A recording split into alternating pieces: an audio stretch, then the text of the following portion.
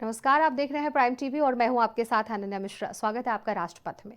दिल्ली चुनाव को लेकर सियासी सरगर्मियां अपने चरम पर हैं। जहां दिल्ली की सियासत ने अब अलग ही राह पकड़ ली है, तो आपको हम ये भी बता दें कि दिल्ली में अब रामायण को लेकर महाभारत भी शुरू हो गई है।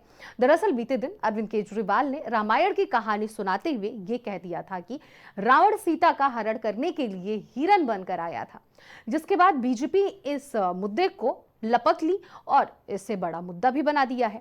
हालांकि उसके बाद केजरीवाल ने एक बार फिर रामायण का जिक्र करते हुए विपक्ष के आरोपों को खारिज करने की कोशिश की है और विपक्ष पर करारा हमला भी बोला है।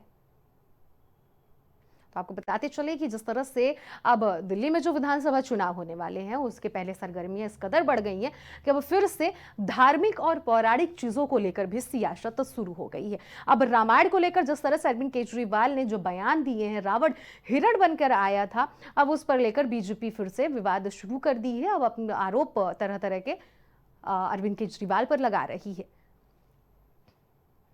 जिसके बाद बीजेपी ने इसे बड़ा मुद्दा भी बना दिया और ये कहा कि चुनावों के दौरान हिंदू बनने वाले केजरीवाल को रामायण की भी जानकारी नहीं है। दिल्ली में बीजेपी के प्रदेश अध्यक्ष वीरेंद्र सचदेवा हनुमान मंदिर पहुंचे और मीडिया से बातचीत के दौरान उन्होंने अरविंद केजरीवाल को अधर्मी करार दे दिया।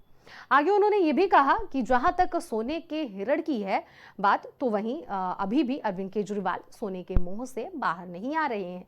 उसी मोह में उन्होंने सीएम आवास बनवाया। इसके अलावा मनोज तिवारी ने भी अरविंद केजरीवाल पर हमला बोला है। अब इस मुद्दे पर आम आदमी पार्टी का पलटवार आना तो लाजमी ही था। बता दें कि आप सांसद संजय सिंह ने वीरेंद्र सचदेवा के बयान पर पलटवार करते हुए बीजेपी को रावण का वंशज बता दिया है। एक दिन रामचंद्र जी खाने का इंतजाम करने जंगल में गए। माता सीता को अपनी झोपड़ी में छोड़ गए और लक्ष्मण को बोले कि तू सीता मैया की रक्षा करेगा। इतने में रावण आया सोने का हिरण बनके। आया कि नहीं आया? सोने का हिरण बनके आया। सीता मैया लक्ष्मण को बोली मेरे को ये हिरण चाहिए। लक्ष्मण बोला ना मैया, भगवान राम कह के गए हैं कि मेरे को आपकी रक्षा करनी है। दे दिया इन्होंने, बहुत अच्छा जवाब दिया। कल मेरे से मैंने ये कह दिया कि जो सोने का हिरण था वो रावण सोने का हिरण बन के आया था और सीता मैया उस सोने के हिरण के ऊपर वो हो गया। तो उन्होंने ये कह रहे हैं कि रावण नहीं बन के आया था, मरीची राक्षस बन के आया था। तो मेरी वो पूरी भारतीय जनता पार्टी आज धरने पे बैठी है मेरे घर के सामने कि मैंने रावण का अपमान क्यों किया, मैंने रावण का अपमान कैसे कर दिया। पूरी भारतीय जनता पार्टी, इनको रावण से इतना प्यार है, राक्षसी प्रवृत्ति है इन लोगों की। मैं दिल्ली के झुग्गी वालों को और गरीब तबके को खासकर चेताना चाहता हूं कि अगर ये आ गए तो ये राक्षसों की तरह निगल जाएंगे आप लोगों को। इसके बाद बीजेपी ने इसे बड़ा मुद्दा भी बना दिया और ये कहा कि चुनावों के दौरान हिंदू बनने वाले केजरीवाल को रामायण की भी जानकारी नहीं है। दिल्ली में बीजेपी के प्रदेश अध्यक्ष वीरेंद्र सचदेवा हनुमान मंदिर पहुंचे और मीडिया से बातचीत के दौरान उन्होंने अरविंद केजरीवाल को अधर्मी करार दे दिया। आगे उन्होंने कहा कि जहां तक बात सोने के हिरण की है, तो अभी भी अरविंद केजरीवाल सोने के मोह से बाहर नहीं आ रहे हैं। उसी मोह में उन्होंने सीएम आवास भी बनवाया। इसके अलावा मनोज तिवारी ने भी अरविंद केजरीवाल पर हमला बोला है। कल अरविंद केजरीवाल का बयान सुनने के बाद मुझे जरा भी हैरानी नहीं है, क्योंकि हमें ये पता है कि अरविंद केजरीवाल चुनाव में चुनावी हिंदू बनने की कोशिश करते हैं। कल अरविंद केजरीवाल का पोल पट्टी मां शारदा ने साक्षात आकर के खोल दिया है। कहते हैं ना कि विनाश काले विपरीत बुद्धि। तो इस 5 फरवरी के चुनाव के पहले जो बातें कल कही हैं अरविंद केजरीवाल ने, उसने बता दिया कि इस व्यक्ति का सत्य सनातन से, हिंदू धर्म से, राम की कहानियों से कोई दूर दूर तक सरोकार नहीं है। गलत रामायण पढ़ी थी क्या? प्रभु श्री रामायण चरित्र मानस की जिस तरह से गलत व्याख्या की गई है, जिस तरह से हमारे सनातन और हमारे हिंदू धर्म को अपमान करने की कोशिश अरविंद केजरीवाल द्वारा की गई, ये पहली बार नहीं है। ये अधर्मी लोग हैं इनकी नानी इनको क्या सुनाती थी हमें नहीं पता, लेकिन ये कहते थे कि राम मंदिर नहीं बनना चाहिए। आज चुनाव सर पे है तो इनको राम मंदिर के सब सारे मंदिर याद आते हैं। और जिस तरह से कल इन्होंने ये कहा है कि राक्षण सोने का हिरण बन के आया था, ये अभी तक शीश महल के उस गोल्ड प्लेटेड सोने से बाहर नहीं आया है। तो इनको गोल्ड इतना प्यारा है कि इनको हर जगह सोना ही दिखता है। देखिए, बीजेपी का एक ही नारा, रावण है आदर्श हमारा। तो उनके आदर्श रावण है। मैं बहुत हैरान हूं कि पूरी की पूरी भारतीय जनता पार्टी उपवास कर रही है, अनशन कर रही है। किस बात पे? कह रहे रावण का अपमान कर दिया, रावण का अपमान कर दिया। अजीब हाल है, अजीब हाल है। इसका मतलब साबित हो गया कि भारतीय जनता पार्टी रावण को अपना वंशज मानती है। फिलहाल दिल्ली में रामायण को लेकर महाभारत जारी है और अरविंद केजरीवाल की ओर से सुनाई गई इस रामायण कथा को बीजेपी पाप बता रही है। अरविंद केजरीवाल के ऊपर हिंदू धर्म के बारे में जानकारी के अभाव की बात भी कह रही है। वहीं आम आदमी पार्टी भी पीछे नहीं है और केजरीवाल के समर्थन में बीजेपी को घेरने की पूरी कोशिश कर रही है। देखना दिलचस्प होगा कि रामायण की इस महाभारत में दिल्ली का चुनावी वोट किस तरफ करवट लेता है।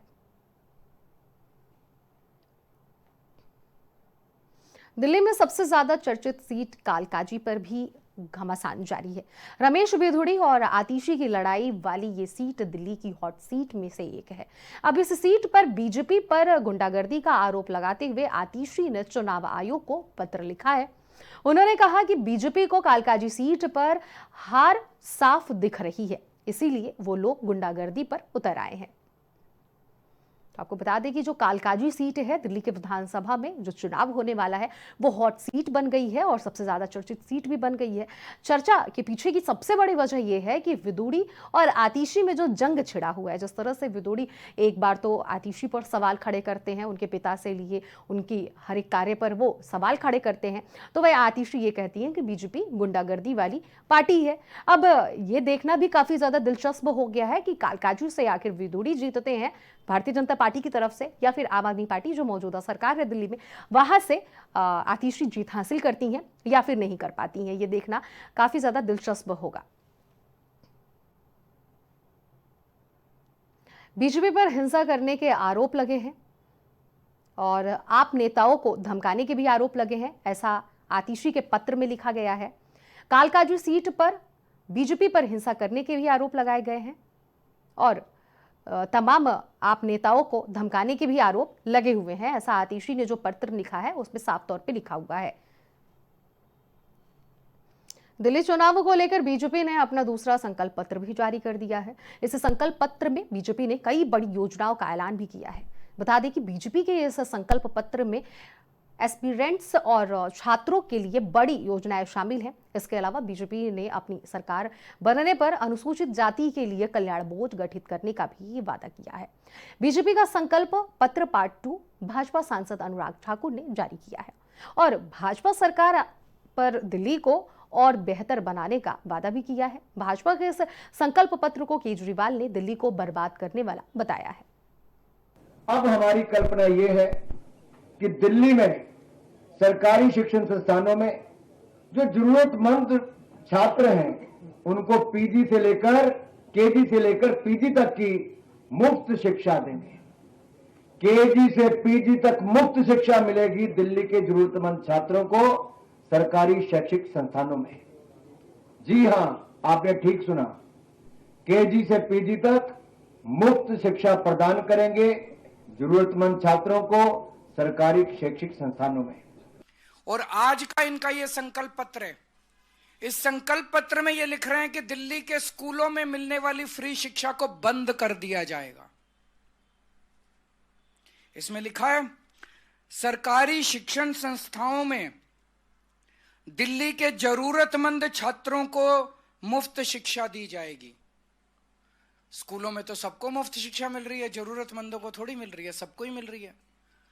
तो इसका मतलब ये सबको अब मुफ्त शिक्षा बंद करके जरूरतमंदों को देंगे। इसका मतलब लोग इनके नेताओं के घर के चक्कर काटेंगे कि मेरा भी मुफ्त करा दो जी, मेरा भी मुफ्त करा दो जी। आज दिल्ली के 18 लाख बच्चे दिल्ली के सरकारी स्कूलों में पढ़ रहे हैं, सबकी शिक्षा मुफ्त है।